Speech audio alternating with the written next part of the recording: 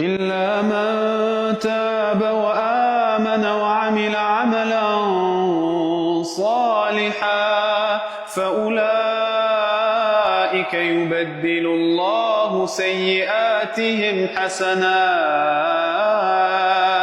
وكان الله غفورا رحيما. ومن تاب وعمل صالحا فإنه يتوب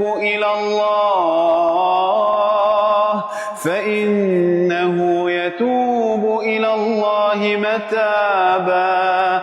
والذين لا يشهدون الزور وإذا مروا باللغو مروا كراما. والذين إذا ذكروا بآيات ربهم لم يخروا عليها صما